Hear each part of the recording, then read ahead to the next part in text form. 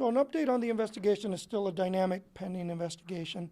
However, we do have two individuals in custody, individual who we believe to be not only the stabber, the principal suspect, who's been identified as Louis Duran, a male Hispanic, 19 years old, from Nampa, Idaho, and his accomplice, who we believe to be the initial attacker in this incident. His name is Gerardo Lopez, male Hispanic adult, 27 years old, also from Nampa, Idaho.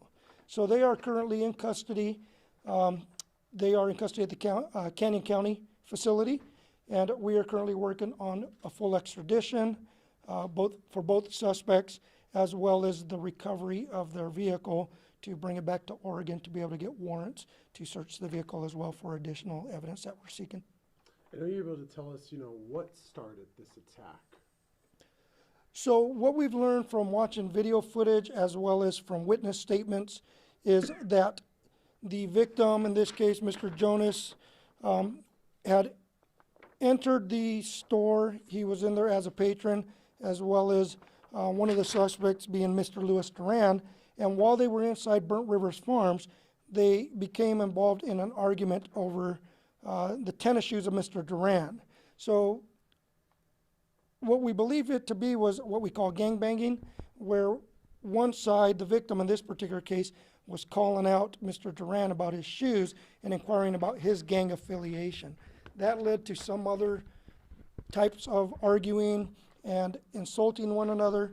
So eventually they separated, but our victim, Mr. Jonas, he eventually walked out of the Burnt Rivers Farms by himself, where he was now met by Mr. Duran as well as Mr. Lopez.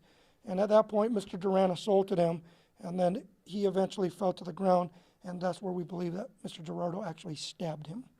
Okay, so the second suspect, was he outside when the argument started inside? Yes, as far as we know and as far as we can tell at this point, he was outside, and it was only our victim and Mr. Duran who engaged in the argument inside of Burnt Rivers Farms. Gotcha. And then, can you say the victim's full name? Yes. Our victim, and sorry, I got the notes on here. I had it written down. We're going to have to come back to that one. Okay. Jonas, I had it, and I apologize for that. Is it Jonah Reyes? Jonah Reyes. Okay. Yes. So the victim in this case is identified as Jonah Reyes of Ontario, Oregon, who is also a male Hispanic adult. Gotcha. And so the attack happened to where Duran, the man who was inside the facility with Mr. Reyes, attacked him. Did he stab him, or was it the other man, the other suspect that stabbed him? No, so initially inside the Burnt Rivers Farms store, there was no physical attacks. It was all a heated argument. So it was only when Mr. Reyes exited where he was recontacted not only by Mr. Duran, but also by Mr. Lopez outside on the sidewalk area adjacent to the business. And that's where the physical attack took place, and then the subsequent stabbing of Mr. Reyes. Do we know if Mr. Reyes had a weapon or of any kind? At this point, it is unknown. There was a weapon, a knife, recovered at the scene. However, we don't know if that was the victim's or if that was one of the suspects. Chief, how did you go about locating and IDing the suspects? So because there was excellent video footage there at the business, we were able to actually recover some of that video footage of the incident, and that led to my officers and the investigating officers from Oregon State Police and Malheur County Sheriff's ability to actually push out a photograph to local area law enforcement on both sides of the river, both in Oregon and Idaho. And believe it or not, we got some hits from our Idaho partners, law enforcement partners, who recognized the individuals, and we were able to get a name and put it together with the photograph. You mentioned the process of when a suspect crosses the state line. Maybe describe the additional work that you have to go through with that sort of thing. Yeah, so of course, since we're a border town, as soon as a suspect flees to another state, and when they're detained in another state, we have to follow extradition orders and extradition processes. So we as an Oregon law enforcement agency, we can't just go pick them up and bring them back to Oregon. We have to actually file a case with the grand jury and the district attorney here in Oregon, and then seek warrants to be able to extradite the suspects back to Oregon for adjudication. You said in the press release that one of them was caught in Idaho. Can you say whereabout he was caught and how? Yes, so actually, two suspects, the two suspects that are in custody were actually arrested in the city of Nampa in Idaho, and they were arrested by the Nampa Police Department as a result of the information we shared with them. Okay. Where were they and what were they doing when they were arrested? They were actually driving a motor vehicle, a vehicle we believe was involved, that they used to get away from the scene of the crime, and they were actually in transit in that vehicle. And I think in the press release it said one of them turned themselves in, or was he arrested? So as of last night, we're anticipating the arrest of one suspect. We weren't certain if they were still together, but we had received a telephone call from another individual identifying himself as potentially one of the suspects. He at that point was not in custody, so he had recommended that he turn himself in to us, and we of course embraced that request. But at this point, I don't know specifically if he was one of the individuals that was arrested initially by the Nampa Police Department. I've not talked to my detectives about that yet. This happened at a marijuana dispensary. Since the legalization, have you noticed any increase in crime at dispensaries or related to this sort of thing? So there is no formal analysis or study that can answer the question as to whether the marijuana dispensaries were even any type of proximate cause of this particular crime.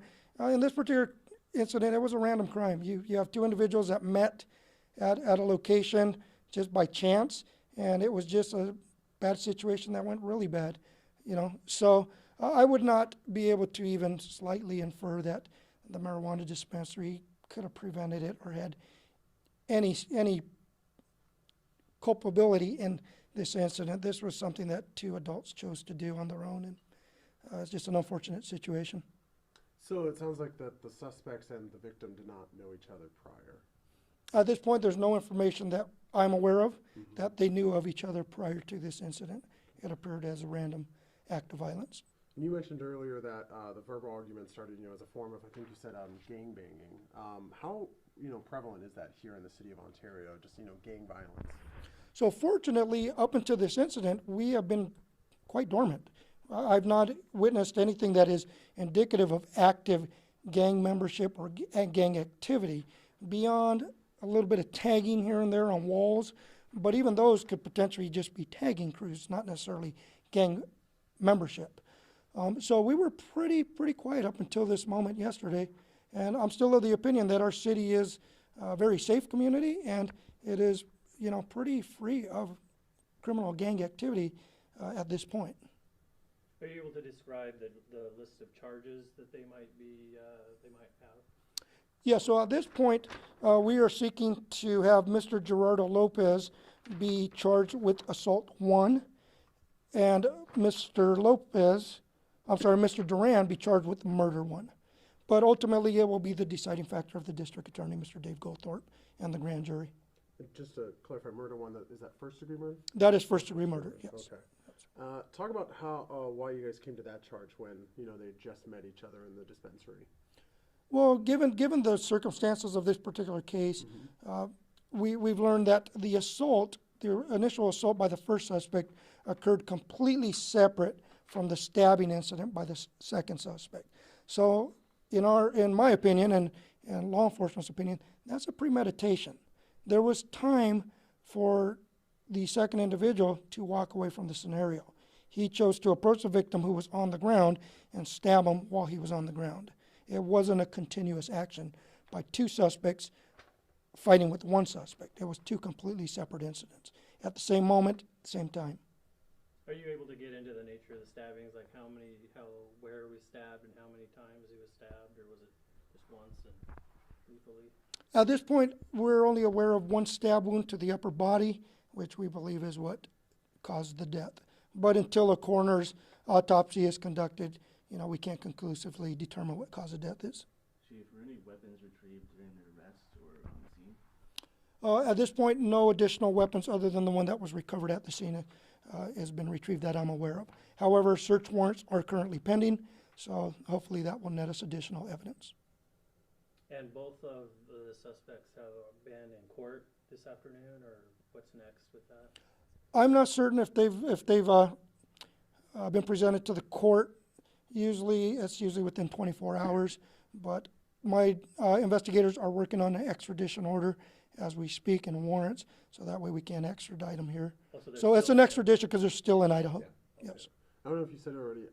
When exactly were they arrested? So they were arrested last night, Sunday evening, roughly around 8 p.m. in the Nampa, Idaho area. So it was a fairly quick arrest. All right. Thank you. Think we're all set. That's good.